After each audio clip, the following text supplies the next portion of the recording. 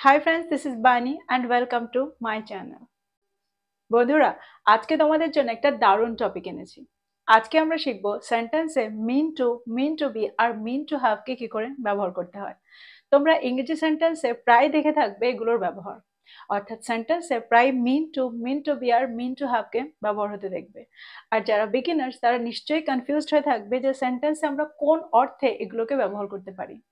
তো আজকের এই ভিডিওটাতে তোমরা এগুলোর সমস্ত ব্যবহার শিখতে চলেছো। আজকের এই ভিডিওটার পরে তোমরা আর কখনোই কনফিউজড হবে না সেন্টেন্সে এগুলোকে সঠিকভাবে কি করে ব্যবহার করতে হয়।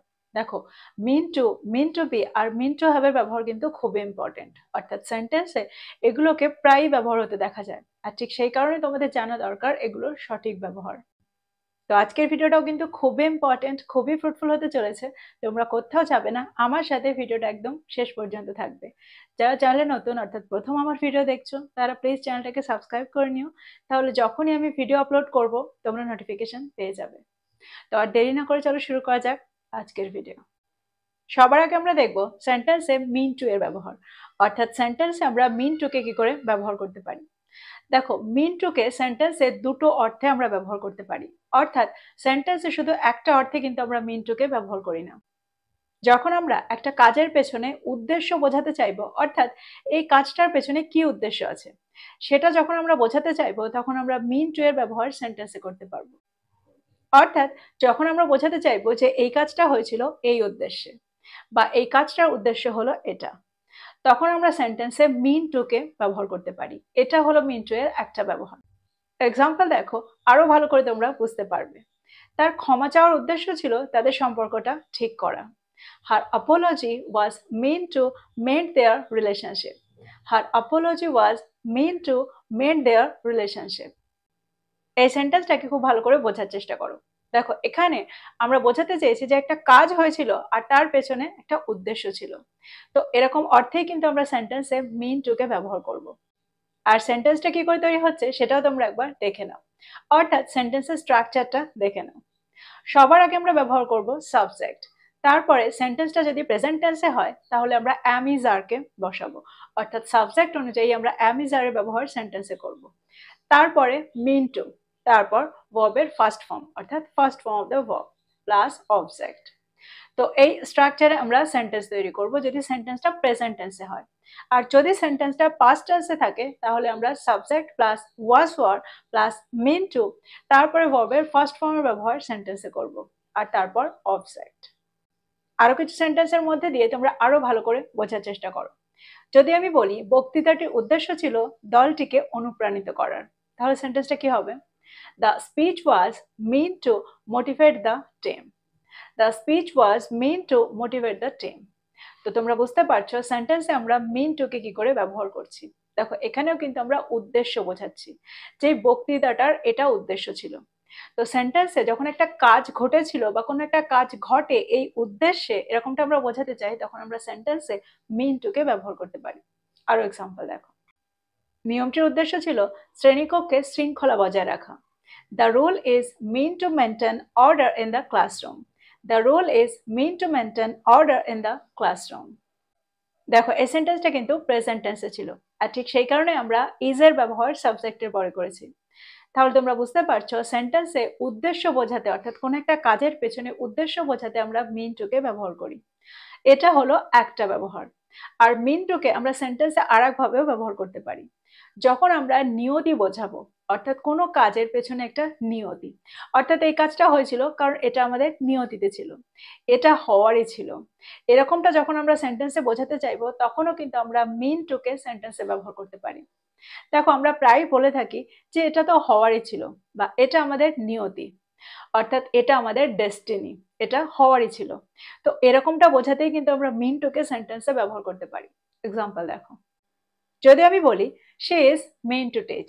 She is main to teach, তার অর্থ হলো তিনি শিক্ষকতা করার জন্যই, অর্থাৎ এটাই তার নিয়তি, এটাই তার ডেস্টিনি, শিক্ষকতা করাটাই তার ইচ্ছা। তো এটাই হলো আর একটা অর্থ। অর্থাৎ সেন্টেন্সে আমরা দুটো অর্থে মিন টু কে ব্যবহার করতে পারি। একটা হলো যখন আমরা বোঝাবো কোনো কাজের পেছনে কোনো উদ্দেশ্য, আবার নিয়তি বোঝাতেও আমরা মিন টু এর ব্যবহার সেন্টেন্সে করে থাকি। আরেকটা এক্সাম্পল দেখো, কিছু বন্ধু সারা জীবন টিকে থাকার জন্য হয়। অর্থাৎ কিছু বন্ধু সারা জীবন টিকে থাকার থাকে, অর্থাৎ তারা সারা জীবন টিকে থাকে। তো এটাও কিন্তু একটা ডেস্টিনি, এটাও একটা নিয়তি। কিছু বন্ধু কিছুদিন পরে চলে যায় আর কিছু বন্ধু সারা জীবন থেকে যায়, তো এটাও একটা নিয়তি। তো এটা বোঝাতেও কিন্তু আমরা মিন টু এর ব্যবহার সেন্টেন্সে করে থাকি। সেন্টেন্সটা কি হবে?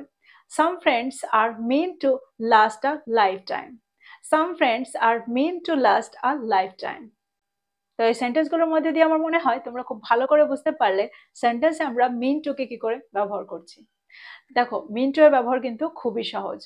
তোমরা মিন টু দিয়ে কিছু সেন্টেন্স তৈরি করো আর সেগুলোকে ব্যবহার করো, দেখবে খুবই তাড়াতাড়ি তোমরা এটার সাথে সরগর হয়ে গেছো, এটার সাথে পরিচিত হয়ে গেছো। এবার আমরা দেখব এর পরের ব্যবহারটা, অর্থাৎ সেন্টেন্সে মিন টু বি কে আমরা কি করে ব্যবহার করতে পারি। দেখো, মিন টু বি কে আমরা সেন্টেন্সে তখনই ব্যবহার করব যখন আমাদের বোঝাতে হবে যে এটা হওয়ারই ছিল। ফর এক্সাম্পল, তিনি মনে করেন যে তার একজন নেতা হওয়ারই ছিল। He feels like he was meant to be a leader. He feels like he was meant to be a leader. তো তোমরা বুঝতে পারছো যে সেন্টেন্সে আমরা মিন টু বি কে কি করে ব্যবহার করছি। দেখো, তিনি মনে করেন যে এটাই তার নিয়তিতে ছিল যে তিনি একজন লিডার হবেন। তো এখানে কিন্তু ডেস্টিনি বোঝাচ্ছি, আর এটা বোঝাতেই আমরা সেন্টেন্সে মিন টু কে ব্যবহার করছি। আরেকটা এক্সাম্পল দেখো, আমি বিশ্বাস করি আমাদের সংযোগ হওয়ার ছিল। I believe our connection was meant to be. I believe our connection was meant to be. তো তোমরা বুঝতে পারছো সেন্টেন্সে আমরা meant to be কে কি করে ব্যবহার করছি। দেখো, এখানেও কিন্তু আমরা ডেস্টিনি বোঝাতে, নিয়তি বোঝাতে meant to be কে ব্যবহার করছি। তো আমার মনে হয় তোমরা বুঝতে পারলে সেন্টেন্সে meant to be কে আমরা কিভাবে ব্যবহার করছি। আরেকটা এক্সাম্পল দেখো, এই সুযোগটা তোমার হওয়ার ছিল। This opportunity was meant to be yours. This opportunity was meant to be yours. কিছু বন্ধুত্ব সারা জীবন থাকার হয়। Some friendships are meant to be lifelong. Some friendships are meant to be lifelong. দেখো, এটাও কিন্তু নিয়তি। কিছু বন্ধু সারা জীবন থাকার হয়, তো তোমাদের বুঝতে হবে সেন্টেন্সের ডেস্টিনি কোথায় বোঝাচ্ছে, নিয়তি কোথায় বোঝাচ্ছে। এরকম অর্থে কিন্তু আমরা সেন্টেন্সে মিন টু বি কে ব্যবহার করব। পরেরটা দেখো, তাদের সেখানে একই জায়গায় থাকার ছিল। They were meant to be there at the same place. They were meant to be there at the same place. তো এই সেন্টেন্সগুলোর মধ্যে দিয়ে তোমরা বুঝতে পারলে সেন্টেন্সে আমরা মিন টু বি কে কি করে ব্যবহার করছি, অর্থাৎ নিয়তি বোঝাতে, ডেস্টিনি বোঝাতে আমরা মিন টু বি কে কি করে ব্যবহার করছি।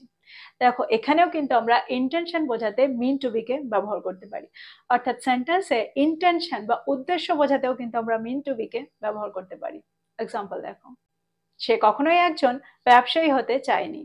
He was never meant to be a businessman. He was never meant to be a businessman. দেখো, এরকম সেন্টেন্স কিন্তু আমরা প্রায় বলে থাকি যে আমি কখনোই এটা হতে চাইনি, অর্থাৎ এটা হওয়ার উদ্দেশ্যই আমার ছিল না। তো এরকম অর্থেও কিন্তু আমরা সেন্টেন্সে মিন টু বি কে ব্যবহার করতে পারি।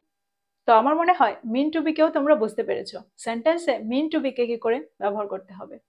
এটা দিয়েও তোমরা সেন্টেন্স তৈরি করো আর সেগুলোকে ব্যবহার করো, দেখবে খুবই সহজ লাগবে মিন টু বি কে সেন্টেন্সে ব্যবহার করতে। এবার আমরা দেখব মিন টু হ্যাভ, অর্থাৎ সেন্টেন্সে আমরা মিন টু হ্যাভ কে কি করে ব্যবহার করতে পারি। চলো দেখি। দেখো, সেন্টেন্সে যখন আমরা বোঝাতে চাইবো যে কোনো কিছু থাকার ছিল, অর্থাৎ এখানেও কিন্তু আমরা নিয়তি বোঝাতে চাইছি, ডেস্টিনি বোঝাতে চাইছি, তখনও কিন্তু আমরা সেন্টেন্সে মিন টু হ্যাভ কে ব্যবহার করতে পারি। কোনো কিছু থাকার ছিল, অর্থাৎ এখানে আমরা পজেশন বোঝাচ্ছি। দেখো, সেন্টেন্সে যখন এরকম অর্থ বোঝাবো তখন আমরা সেন্টেন্সে মিন টু হ্যাভ কে ব্যবহার করতে পারি, অর্থাৎ এটা তো থাকারই ছিল। ফর এক্সাম্পল, আমার জীবনে একজন পরামর্শদাতা থাকার ছিল। I was meant to have a mentor in my life. I was meant to have a mentor in my life. তো এটা থাকারই ছিল, অর্থাৎ এটা আমার নিয়তি। তো তোমরা বুঝতে পারছো সেন্টেন্সে আমরা মিন টু হ্যাভ কে কি করে ব্যবহার করছি। তার একটা সফল কর্মজীবন থাকার ছিল। She was meant to have a successful career. She was meant to have a successful career. দেখো, সেন্টেন্সে কোনো কিছু করার উদ্দেশ্য ছিল বা কোনো কিছু করার ইচ্ছা ছিল বোঝাতেও কিন্তু আমরা সেন্টেন্সে মিন টু হ্যাভ এর ব্যবহার করতে পারি, অর্থাৎ আমি এটা করতে চেয়েছিলাম। এরকমটা যখন আমরা সেন্টেন্সে বোঝাবো তখনও কিন্তু আমরা সেন্টেন্সে মিন টু হ্যাভ এর ব্যবহার করতে পারি। এক্সাম্পল দেখো, আমি সেখানে যেতে চেয়েছিলাম কিন্তু আমি পারিনি। I was meant to have gone there, but I couldn't. I was meant to have gone there, but I couldn't. তো তোমরা বুঝতে পারছো সেন্টেন্সে ইন্টেনশন ছিল এরকমটা বোঝাতেও কিন্তু আমরা সেন্টেন্সে মিন টু হ্যাভ এর ব্যবহার করতে পারি। আর ঠিক তারপরেই ভার্বের থার্ড ফর্মের ব্যবহার আমাদের সেন্টেন্সে করতে হবে। আমার মনে হয় এটাও তোমরা বুঝতে পারলে। আরো একটা এক্সাম্পল দেখো, আমি তোমাকে জানাতে চেয়েছিলাম, অর্থাৎ আমি তোমাকে ইনফর্ম করতে চেয়েছিলাম কিন্তু আমি ভুলে গিয়েছিলাম। I was meant to have informed you, but I forgot. I was meant to have informed you, but I forgot. তো তোমরা বুঝতে পারলে সেন্টেন্সে আমরা উদ্দেশ্য বোঝাতেও কিন্তু মিন টু হ্যাভ এর ব্যবহার সেন্টেন্সে করতে পারি। অর্থাৎ আমার এটা করার উদ্দেশ্য ছিল, আমার এটা করার ইচ্ছা ছিল। তো আমার মনে হয় সেন্টেন্সে মিন টু হ্যাভ কে কি করে ব্যবহার করতে হয় এটাও তোমরা বুঝতে পারলে। তো এই ছিল আজকের টপিক। ভিডিওটা ভালো লাগলে লাইক করতে ভুলে যেও না, বন্ধুদেরকে শেয়ার করো যারা ইংরেজি শিখছে। So this is all about today. I will be back with another video. Till then, take care. Thank you for watching this video. Bye bye.